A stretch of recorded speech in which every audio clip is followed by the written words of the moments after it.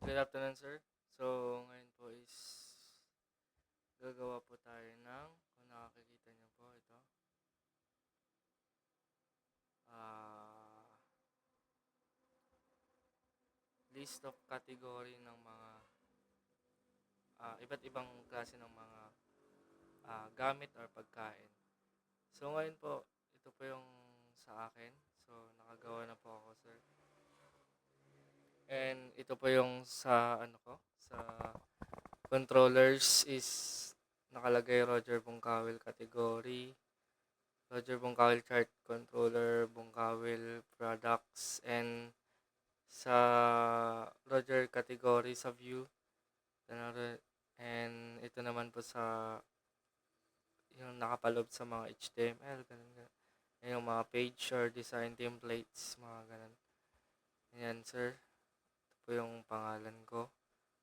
So, ngayon po is i-run ko na po siya. So, yan, sir. And kung mapapansin po natin, wala po siya ngayon. Search ko lang po is manual po siya eh. So, yan po. Meron na po akong ginawa kanina. Mag-add ulit ako ng category. Junk food. Add category. Ayan po. So, kapag nandyan na, pupunta po ako ng products. Ayan, sir. So, ito po yung nilalaman nun. So, ngayon, mag-a-add naman po ako. Cheetos. And ito yung category niya. Kung saan siya nakapaloob. And image. Ay nako, hindi siya naka-ano.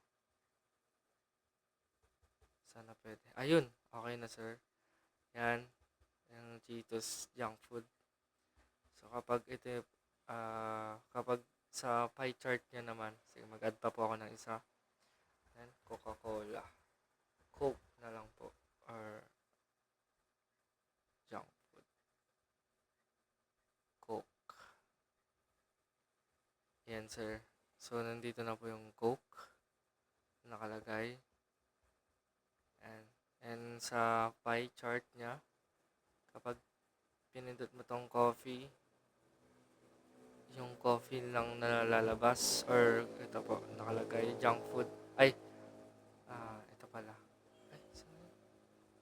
Ay, wala po yung coffee pag ganyan. So, kapag in-off ko tong dalawa, coffee lang po yung lalabas.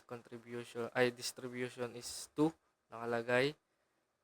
Dalawa po kasi yung nandito, nalagay ko. And pag sa iPhone naman po ang ilalagay ko is isa lang. And kapag ka sa junk food, dalawa din po. So, yun po. And edit, gumagana din po siya. Update natin. Na-update po siya. And delete. Wait lang. Delete ko na lang po itong isa. Delete. So, na-delete na po yung isang coffee. So, yun po sir. Add product. And coffee ba ulit? Coffee na lang po ulit. Kape. Ilagay. Kape. Answer. So, may kape na ako. Coffee. Category. Image. Action. Yan, sir. Thank you, sir.